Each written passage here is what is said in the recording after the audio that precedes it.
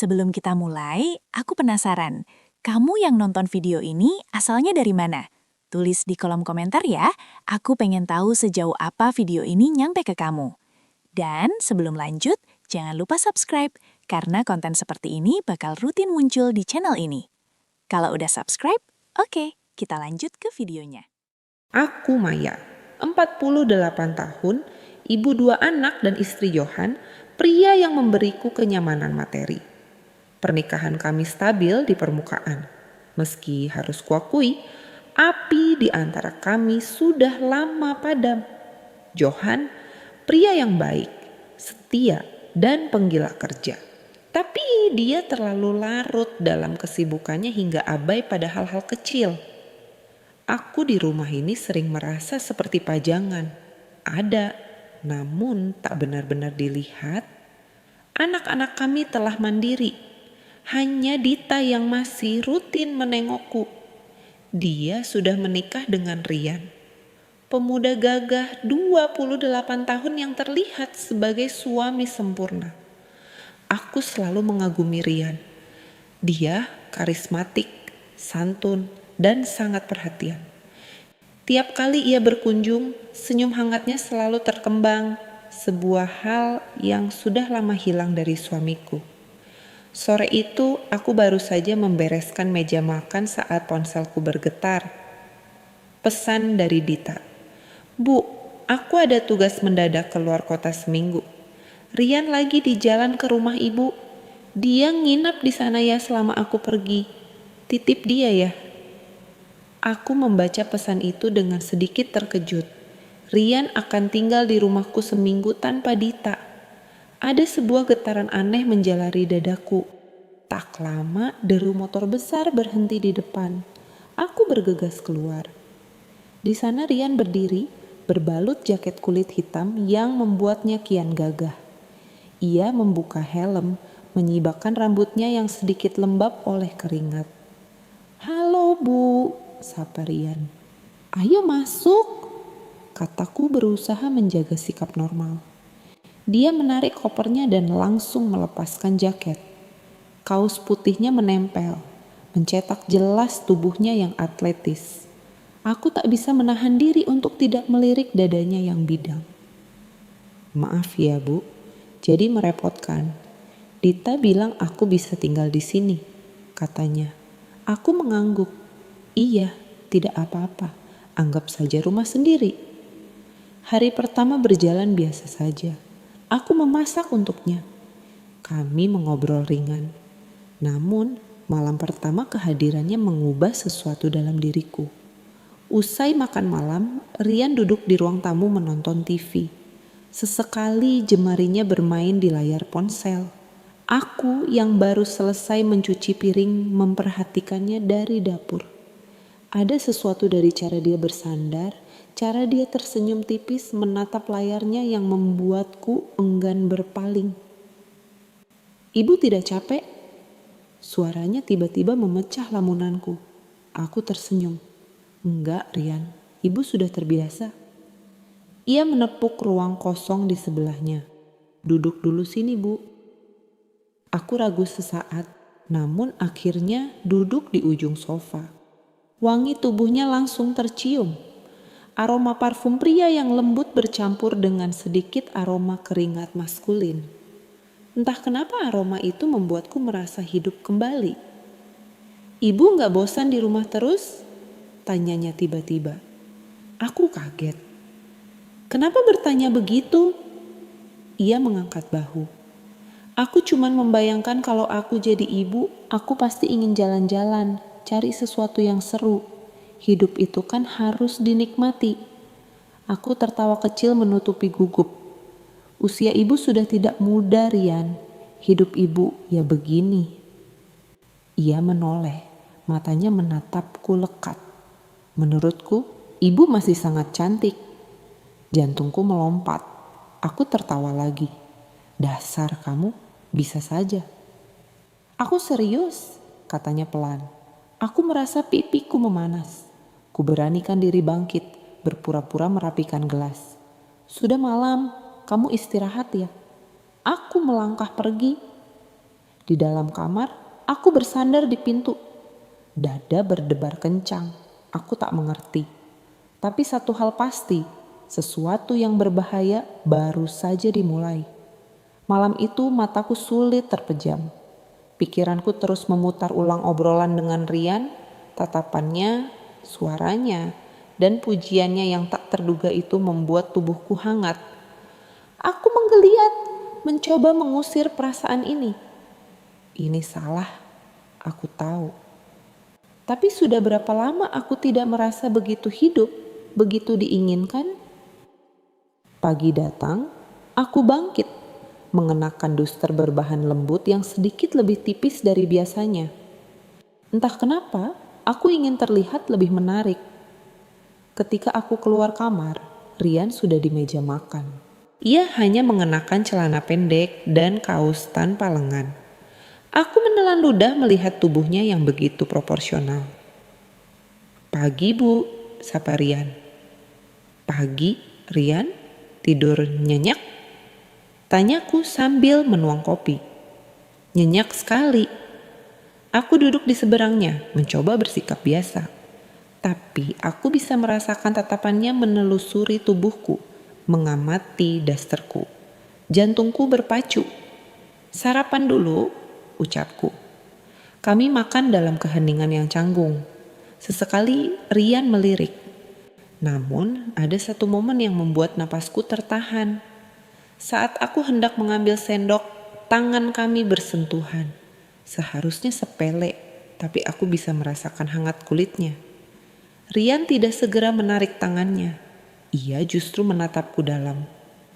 "Ibu," suaranya nyaris berbisik. Aku tersentak, buru-buru menarik tanganku. Maaf." Rian tersenyum kecil, tapi sorot matanya berbeda. Ada sesuatu yang berbahaya, sesuatu yang menggoda. Siang itu aku sibuk di dapur saat tiba-tiba Rian muncul dari belakang. Ia baru selesai mandi, aroma sabunnya memenuhi udara. "Ibu butuh bantuan?" tanyanya. Suaranya terdengar terlalu dekat. Aku menoleh, nyaris terlonjak. "Enggak usah, Rian. Ibu bisa sendiri," jawabku buru-buru walau tanganku sedikit gemetar. "Ibu kelihatan capek," ujarnya pelan. Aku tersenyum kecil. Tapi kemudian tanpa kuduga, Rian mengulurkan tangan, menyentuh lembut pundakku. Aku terdiam. Sentuhannya ringan, tapi membuat seluruh tubuhku menegang.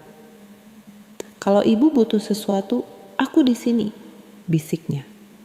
Aku menelan ludah. Suasana ini terlalu intens. Aku buru-buru melangkah pergi. Tapi di dalam kamar, aku bersandar pada pintu, menutup mata dan menyadari sesuatu. Aku tidak ingin ini berhenti. Malam itu, hujan turun deras. Rian duduk di sofa menonton film. Aku di dapur menyiapkan teh hangat. Aku membawa 2 cangkir ke ruang tamu, duduk di sebelahnya. Suasana tenang, tapi ada sesuatu di udara. Rian tiba-tiba menoleh. "Ibu kelihatan lebih cantik malam ini," ucapnya. Aku terkesiap. "Jangan bercanda, Rian." "Aku serius." Aku terkunci tatapannya. Kemudian ia mengangkat tangan, menyentuh pipiku lembut. "Aku tahu ini salah," bisiknya. Jantungku berdebar makin kencang. Seharusnya aku menolak, tapi aku tetap diam. Dan saat bibirnya perlahan mendekat, aku tahu aku telah melewati batas. Bibir Rian hanya berjarak beberapa senti. Aku bisa merasakan napas hangatnya. Waktu seakan berhenti, aku tidak bergerak. Sebaliknya, aku justru menutup mata, membiarkan bibir Rian menyentuh bibirku. Ciuman pertama yang lembut, namun syarat ketegangan. Bibirnya hangat, ciumannya menuntut. Aku tahu ini salah. Aku mengkhianati Johan. Tetapi dalam momen ini aku tidak peduli. Tanganku terangkat tanpa sadar, menariknya lebih dekat. Rian merespons. Tubuhnya merapat, nyaris tanpa jarak. Bibirnya bergerak lebih dalam. "Ibu," Rian berbisik di sela ciuman. Tangannya menyusuri punggungku. Aku hanya bisa menggumam. Aku telah melewati batas dan aku tidak ingin berhenti. Kami berdua berbaring di sofa. Napas kami masih memburu. Aku menatap langit-langit. Apa kita? Suaraku lirih.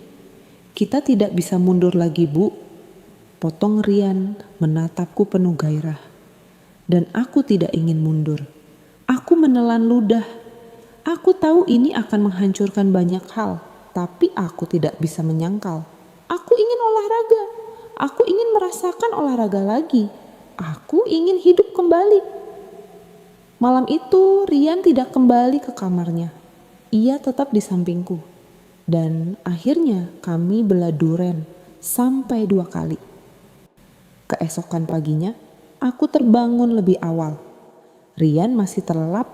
Aku menatapnya. Seharusnya aku merasa bersalah. Seharusnya aku jijik. Tapi yang kurasakan justru sebaliknya. Ada rasa yang mengalir dalam diriku. Aku bangkit perlahan. Namun baru saja aku menyalakan kompor, lengan kekar melingkari pinggangku dari belakang. "Pagi, Ibu," bisik Rian di telingaku. Suaranya yang serak begitu menggoda. "Pagi, Rian." Ia mempererat pelukannya. "Aku suka kayak gini," katanya. Aku hanya tersenyum kecil. Aku juga menyukainya. Tapi sampai kapan? Hari-hari berikutnya berlalu intens. Setiap kali Johan berangkat, Rian dan aku menikmati waktu berdua. Aku mulai lebih sering berdandan. "Aku iri dengan suami Ibu," katanya suatu hari. "Kenapa?" Rian tersenyum kecil. "Karena dia punya wanita luar biasa seperti Ibu dan dia tidak menyadarinya." Hatiku mencelos. Johan memang tidak pernah melihatku lagi. "Rian, kita harus berhenti." Ia menghela napas lalu menyentuh daguku. "Ibu yakin ingin berhenti?" Aku membuka mulut, tapi yang keluar saat ia menempelkan. Saat itu aku tahu aku tidak ingin berhenti. Aku kini hidup dalam 2 dunia. Siang hari, aku adalah Maya, istri yang setia. Malam hari atau saat Johan tak ada, aku adalah wanita yang tenggelam dalam api Rian. Aku tahu ini berbahaya, tapi aku tidak ingin berhenti. Malam itu setelah bersama Rian, aku kembali ke kamar. Johan sudah tertidur. Aku menatapnya. Kapan terakhir kali aku merasa dicintai olehnya? Kapan terakhir kali dia olahraga denganku? Jawabannya sesak. Aku masuk selimut, membelakangi Johan, tak bisa tidur. Pikiranku penuh, Rian. Aku berusaha meyakinkan diri ini hanya kesalahan sesaat, tapi aku salah. "Kamu kelihatan beda," katanya suatu malam. Aku menoleh. "Beda gimana?" Dia menatapku menyipit. Lebih sering melamun dan lebih perhatian sama penampilan. Jantungku berdebar. "Emang itu salah?" tanyaku santai. Johan menggeleng. "Enggak, cuman kamu berubah." Aku buru-buru ke dapur menghindari tatapannya. Suatu sore, ponselku bergetar. Pesan dari Rian. "Aku ingin belah durian lagi dengan Ibu." Aku menelan ludah. Johan belum pulang. Aku bisa pergi sebentar. Aku bergegas keluar. Kami bertemu di tempat tersembunyi. Rian langsung memelukku. Aku rindu. "Rian, ini semakin berbahaya," bisikku. "Aku gak peduli," katanya. "Aku cuman ingin kamu. Aku ingin kita belah durian." Tiba-tiba ponselku kembali bergetar. Kali ini dari Johan. Aku tersentak, menjauh dari Rian. "Kamu di mana?"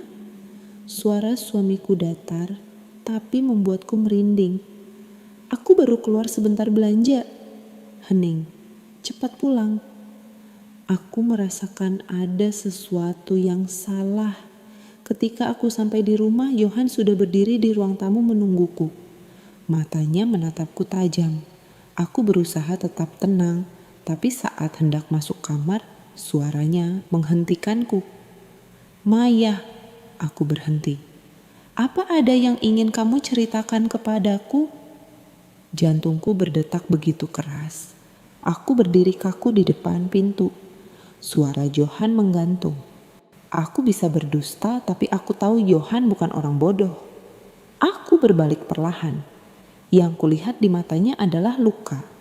Johan, suaraku lirih. Aku melakukan sesuatu yang seharusnya tidak kulakukan. Henning, aku bela duren sama orang lain, lanjutku. Johan menegang, rahangnya mengeras. Siapa? Tanyanya dingin. Aku menggeleng, air mata menggenang. Tolong jangan paksa aku. Ia tertawa pahit. Aku sudah punya firasat. Aku cuma butuh kepastian. Kenapa?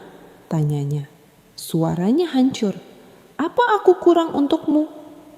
Ini bukan tentang kamu yang kurang, bisikku. Ini tentang aku yang merasa kosong. Johan terdiam. Aku butuh waktu, katanya datar. Jangan bicara padaku dulu. Ia berbalik, berjalan keluar rumah.